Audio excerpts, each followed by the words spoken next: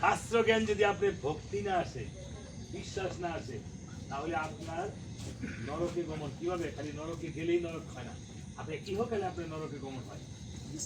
আপনার দুঃখ দুর্দশা এগুলো তো নরক গমন, তাই না বাবা? শাস্ত্র মেনে ধরেন ধ্রুবতীর পঞ্চ স্বামী ছিল, এখন যদি আপনি যে বিশ্বাস না করেন, এটা শাস্ত্রে লেখা, মহাভারতে লেখা, লেখা না কিভাবে? আমার ভোলানাথ যারা অর্জুন, যুধিষ্ঠির, নকুল, সহদেব, ভীম, তারা ছিল কার প্রসাদ? দেবতাদের প্রসাদ। দেবতারা ইচ্ছা করলে অনেক কিছু তারা সফল করতে পারে। ভীমের গায়ে 1000 মানুষের গায়ে সফল। এখন এই জিনিসগুলো আপনার বিশ্বাস করতে হবে, বিশ্বাস না করে তাহলে হবে না। বিশ্বাসে মিলাই কৃষ্ণ আবার ঠিক আছে। আমি বাবা নরসিংদী পলাশ থানায় সেখান দিয়ে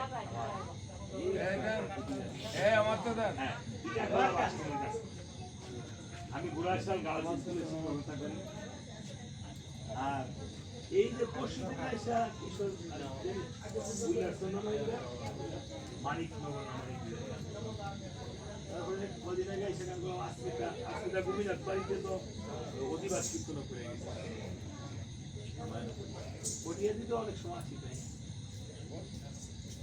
একটু ধ্যান দিয়ে শোনার কথা বলেছি এই কারণে। শতস্কন্ধ রাবণ যখন দেবতাগণ রাক্ষসগণকে পাতালে প্রেরণ করে দিল যুদ্ধে, রাক্ষসগণ পাতালে থাকতেছে, পাতালে অন্ধকার।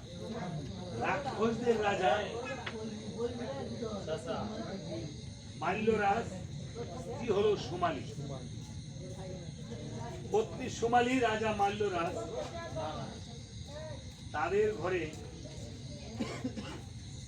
একটা ঝলমলে কন্যা সন্তান হল। এই সনাতন ধর্মে আরো দুঃখ দুর্দশা দিন ঘনিয়ে আসতেছে আমাদের।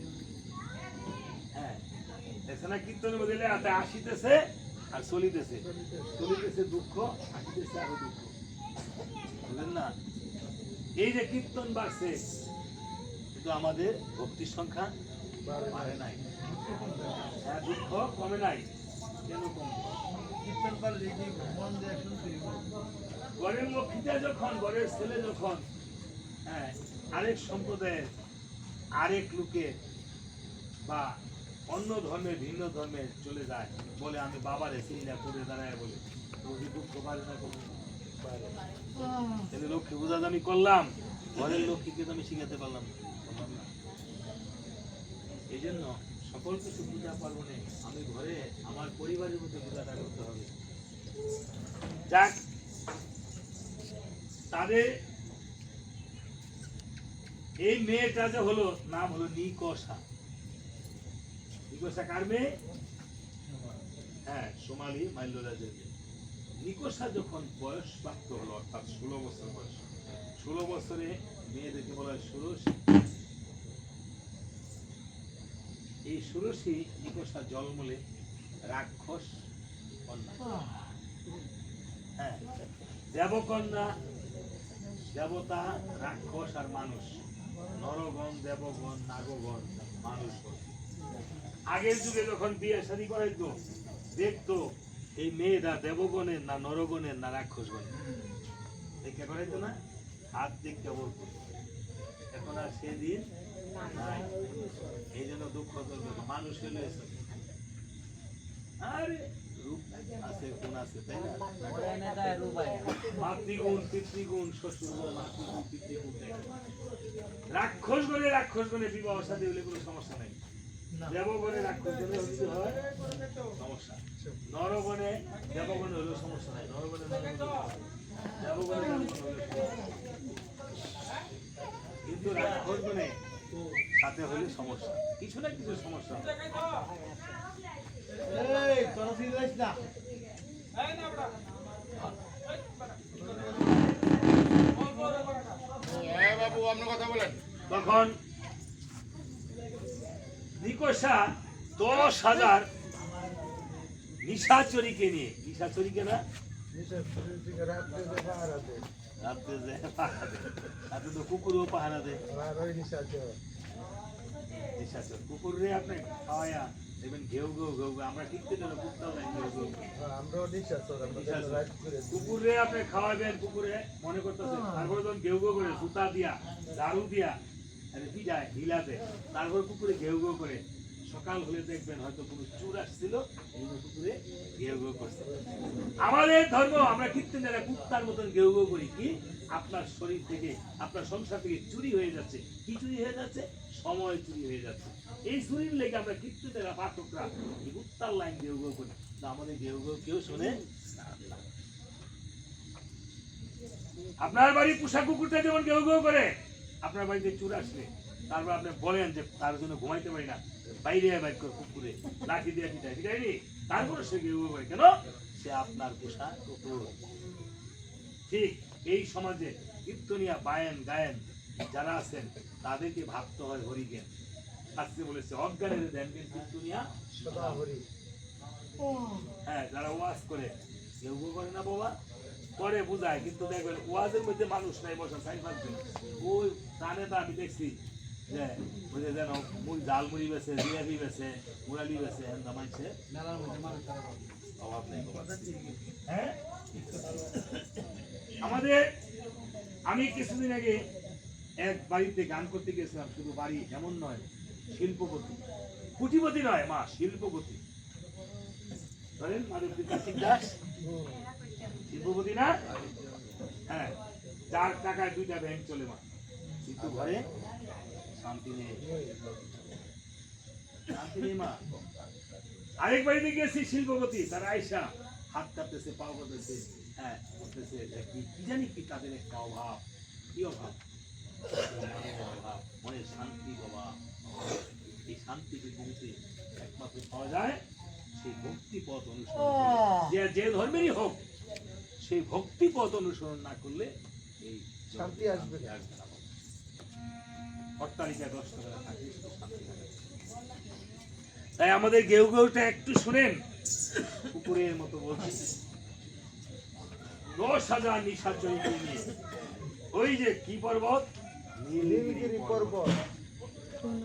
নীলগিরি পর্বতে এ পর্বত থেকে ও পর্বতে যাচ্ছে সখীগণকে নিয়ে। হ্যাঁ, এখন তো সখী বলেন, এখন কি বলে? সখার সখী। ভগবান শ্রীকৃষ্ণ ছিল অর্জুনের সখা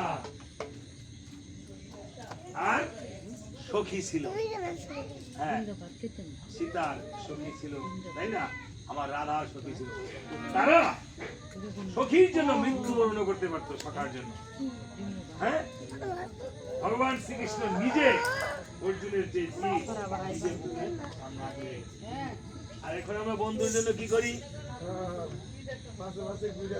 এবার দেখে এই নীলগিরি পর্বতের যে পাহাড়ে অনেক ফুলে ফুলে সুশোভিত, তাই সখীগণকে নিয়ে নিশাচরী সেই নিকষা করেছিল কেমন? চল না সখী ওই পর্বতে,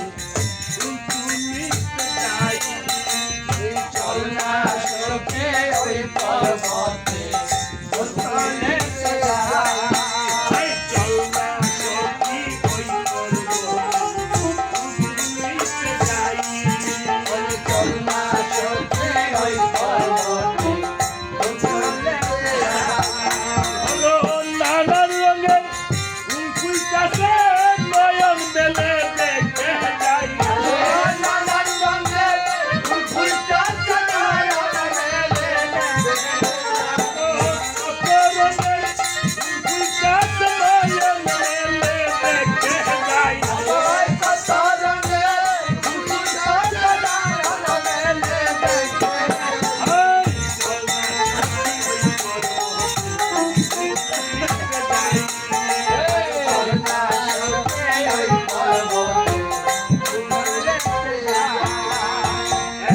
থেকে আরেক পর্বতে দেখছে আর হাসছে, কত সুন্দর রাক্ষসী হাসি না, ঠাস ঠাস করে না, আবার হাসছে।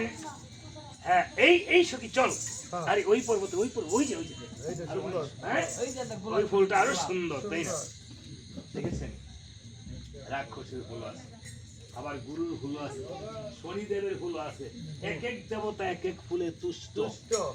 শনি দেবতারে যদি আপনি অন্য নদী হ্যাঁ কিন্তু যদি না দিই হ্যাঁ। তাই শনিদেব শনিদেব তুষ্ট হইতো না হইব কয় আজটা গুলো ঠাউতেন একটা গুলোই যেমন কুকুর তেমন তার মুগুর আপনি যদি শনি দেবতারে সাদা ফুল দেন হ্যাঁ। হবে না কোনো কাম হবে না। শান্ত করে লাগবে হ্যাঁ আর বাড়ি উলির জন্য গোলাপ ফুল। ভালোবাসা না থাকলেও তোমার জন্য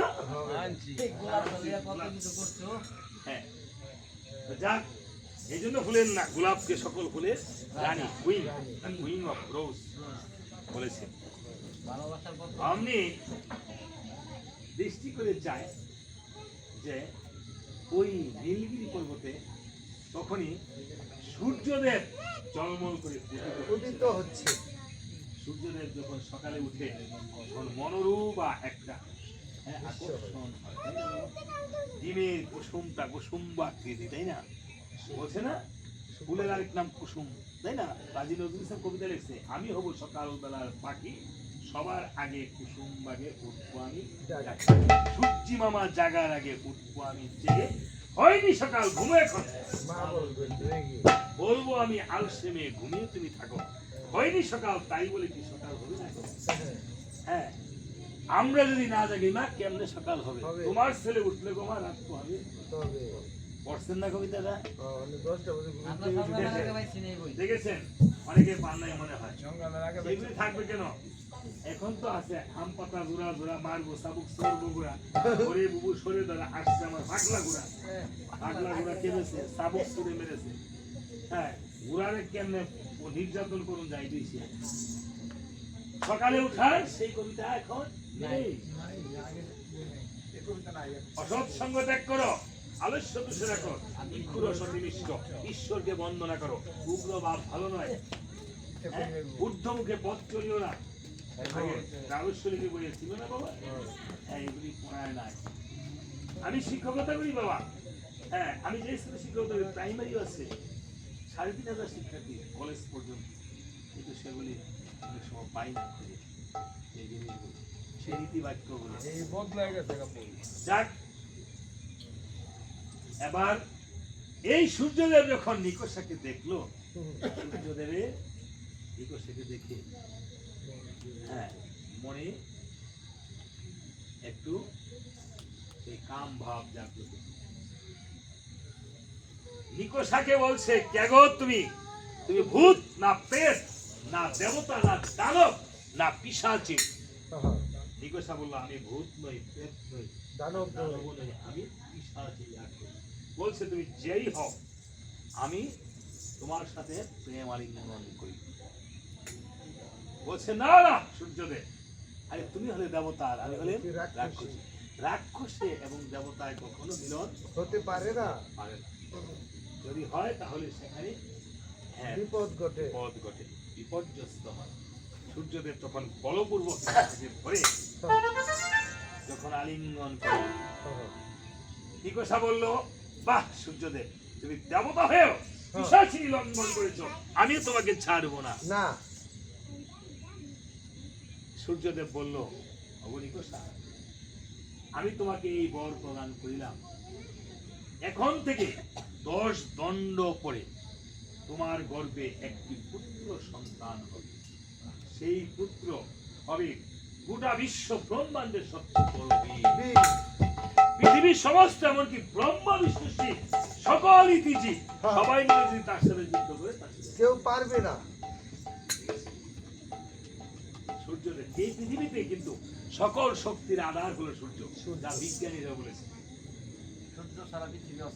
হ্যাঁ সূর্য আমাদের পৃথিবীতে আমাদের দেহে 2টা গুণ একটা হলো সৌর শক্তি গুণ একটা হলো চন্দ্র শক্তি গুণ 2টা গুণে আমরা অদৃশ্য হয়ে আছি বাবা মুসলমানরা দেখবেন চন্দ্র দেখে তারপর ঈদ করে না বাবা চাঁদ দেখে রোজা রাখে না রোজা। এই চন্দ্র সূর্যের টানে এই জোয়ার ভাটা হয় এই দেহের মধ্যে জোয়ার ভাটা হয় এই দেহের মধ্যে তো 7টা নদী আছে এই দেহের মধ্যে তো হ্যাঁ 7টা দিনে 7টা নদী বলে দধি দুগ্ধ ঘিত মধু লবণ ইক্ষু সুরা 7 দিনে 7টা নদীর জল বয়ে বেরোবে। জেনে নিবেন সে আছে, সে গুরুর কাছে সে রহস্যের গোড়া।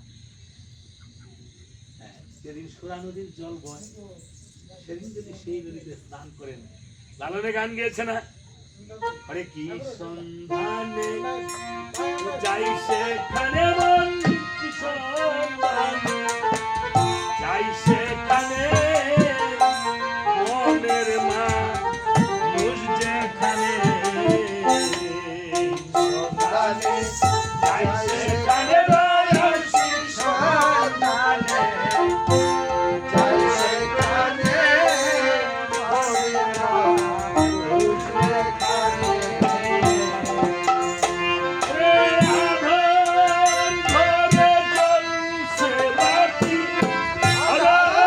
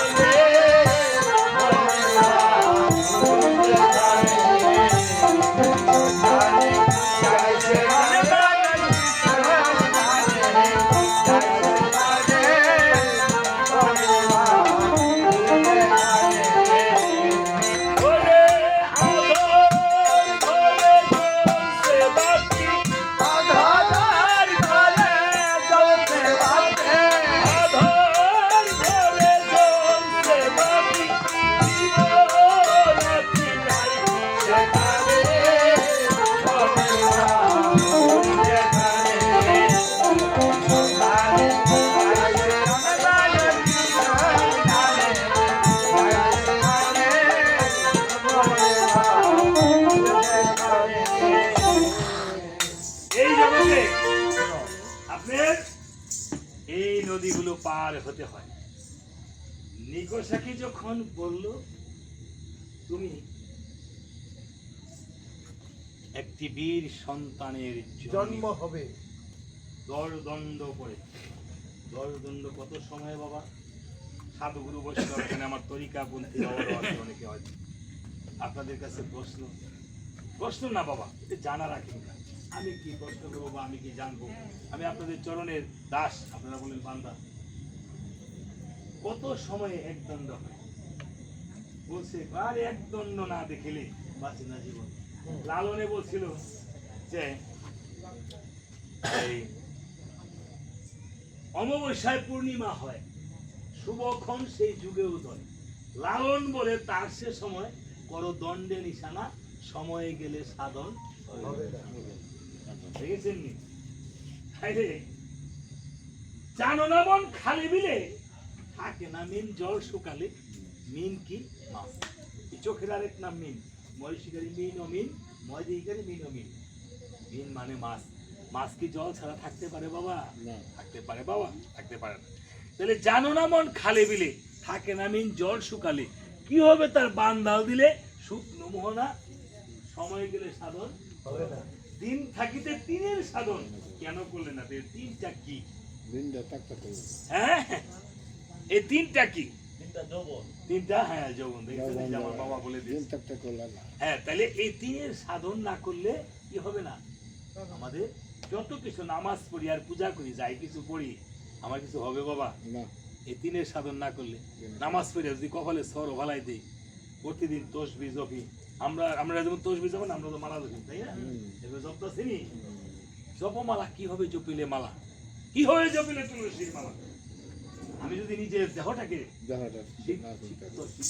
সুসিদ্ধ না করতে পারি, তাহলে বলছে যে অমাবস্যায় পূর্ণিমা হয়, যার এই দেখে অমাবস্যার মধ্যে পূর্ণিমা হয়, শুভক্ষণ সেই যুগে উদয়। সেই যুগটাকে শুভক্ষণ বলে। লালন বলে তার সে সময় বড় দণ্ডে নিশান, সময় গেলে সাধন। অসময়ে কৃষি করে মিশামিশি খেতে মরে, গাছ যদি হয় বীজের জোরে ফল ধরে না, সময় গেলে সাধন হবে না। বুঝছেন গোসাই? খালি আমার লয় দেব না, দুটা গাবা গাইলে দিত না। বহু হিসাব পৃথিবীতে লালনের একটা গানের ব্যাখ্যা আমার মতে পাপী বান্দার দেওয়ার কোনো ক্ষমতা যায় নাকি? আপনার দর্শন শাস্ত্রে যাকে লালন গবেষণা কেন্দ্রে যখন মাস্টার্স ডিগ্রিতে এই লালনের গবেষণাগুলি ছিল, বাংলা নিয়ে যারা জগন্নাথ ভার্সিটিতে, জাহাঙ্গীরনগর, ঢাকা ভার্সিটিতে পড়ে, ওই লালনকে নিয়ে গবেষণা করতে হয়, নজরুলকে নিয়ে গবেষণা করতে হয়, হ্যাঁ, এই চৈতন্য চরিত্রের মধ্যে নিয়ে গবেষণা করতে হয়, মহাভারত নিয়ে গবেষণা করতে হয়। হ্যাঁ, এই জগৎ ঢাকা ভার্সিটির বড় প্রফেসর ছিল আহমদা খানম, সে যে চৈতন্য চরিত্রান্বিত মহাভারত এত জানে আমি জানতাম না। বাংলার প্রফেসর মুখস্থ, হ্যাঁ, এনে বলে শিক্ষিত। যাক, এবার বলছে দণ্ডদণ্ড পড়ে তোমার একটি পুত্র সন্তান হবে, সে হবে পৃথিবীর বীর। এই পৃথিবীতে বাবা এমন কিছু জিনিস আছে, যে কোনো ধর্মে হোক, অনেকের তারা ব্যতিক্রম হয়। বলছিলাম না ভীমে 1000 মানুষের খাবার একা খাইত, একটা হাতিকে যদি পুরাইয়া শূন্য ছেড়ে দিত, যুধিষ্ঠিরের মতন ঘুরত। অনেক ছাত্ররা দেখবেন, কিছু মানুষ আছে আমার মতো মূর্খ, তারা হয় না।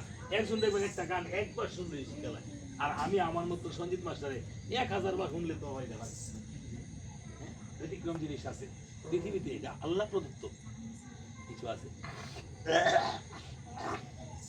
যাক, কালক্রম্য স্বভাবে দণ্ডদণ্ড পড়ে নিকষার ঘরে একটি জল বলে পুত্র সন্তান। এই পর্বতে প্রসব করি, নীলগিরি পর্বতে, আর 100 মাথা, 100 মাথায় যখন জন্ম নেয়, তখন সন্তানে ওয়া ওয়া বলে কাঁদে না? হ্যাঁ, ওয়া ওয়া ওয়া। আবার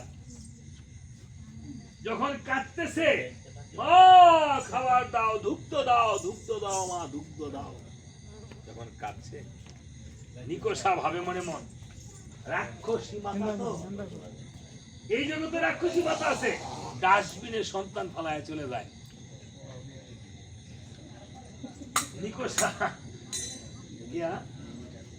নিকোষা ভাবছে আমার হলো দুটি স্তন, আমি 100 মুখে কিভাবে স্তন পান করাবো। আমি বাকি মা মা বলে ডাকতেছে। অমনি সন্তান যখন ডাকে মা মা বলে, তখন জগৎ জননীর প্রাণ কেঁদে ওঠে। নিকোষা তো পলায় গেছে গা, আমার এই মা তো গর্ভধারিণী মা, কিন্তু জগৎ জননী মা রয়েছে। তো জগৎ জননী মাকে আমার সে দুর্গা মা, তারা মা, তাদের মধ্যে বলে মা ফাতেমা, আমাদের মধ্যে বলে তারা মা, দুর্গা মা। হ্যাঁ, তখন এই দুর্গা মা, তারা মা, পার্বতী অর্থাৎ শিবের সাথে বসে যোগালবন করতেছে। বলছে প্রভু আমার এক সন্তান আমাকে ডাকছে।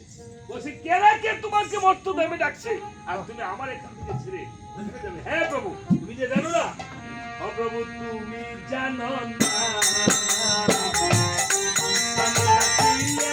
আমি সইতে পারি না।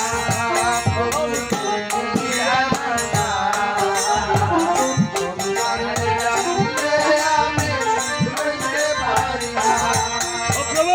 তুমি জানো না,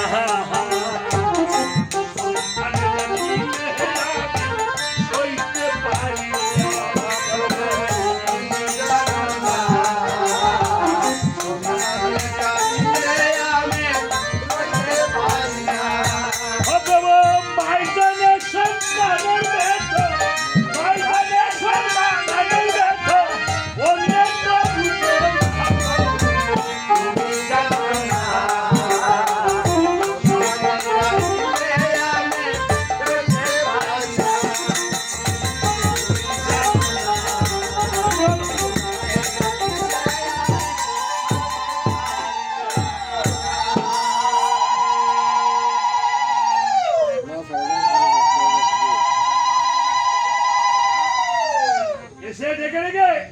সেই শতস্কন্ধ রাবণকে নিয়ে কুলে নিয়ে বলছে, ওরে কে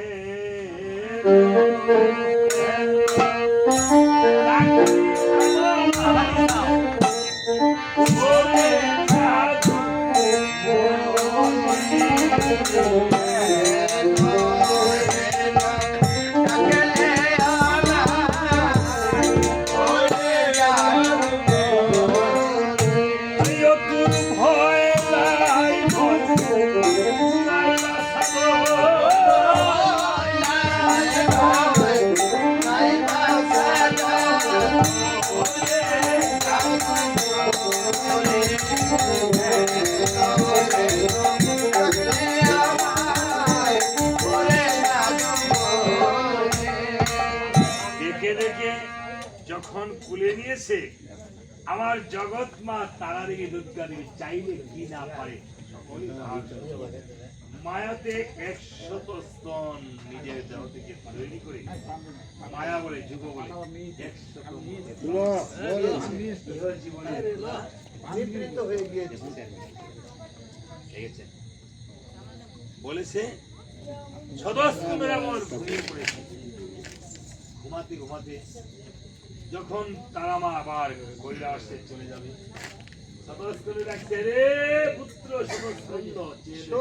আমি কে? যখন তারা মা এই রূপ দেখলো, বললো মা তুমি কে? বলছে আমি জগতের জননী তারা মা। আজকে থেকে তোর কর্ণে আমি সেই তারা মন্ত্রে তোকে দীক্ষিত করে দিয়ে গেলাম। দীক্ষা মন্ত্র নেওয়ার বয়স কত জানেন? 5 বছরের ভিতরে। হ্যাঁ, 5 বছরের ভিতরে দীক্ষা মন্ত্র নেওয়ার নিয়ম। গুরু দীক্ষা সন্তানটাকে আপনি শিক্ষিত করে দিন, যেন সে এই মন্ত্রটা নিল তো তার মধ্যে সেই গুরুকরণ জাগ্রত বা প্রস্ফুটিত বীজটা আস্তে আস্তে সে প্রস্ফুটিত হয়। তাই বলেছে আবার যেদিন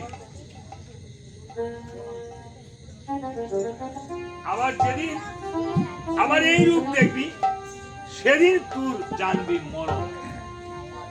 বলছে না আমি মরতে পারবো না। বলছে আরে সতস্কন্ধ, এই পৃথিবীতে জন্ম নিলে তাকে মরতেই হবে। এই বলছে তুই এই স্থানে বসে বসে তারা তারা নাম জপনা কর। কর তারা মন্ত্রে দীক্ষিত করে দিলাম। এই যে হলো এই কর্মকে রাখা।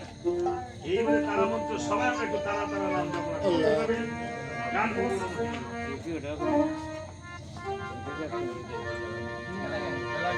সিঙ্গেল সিঙ্গেল একটা বলতে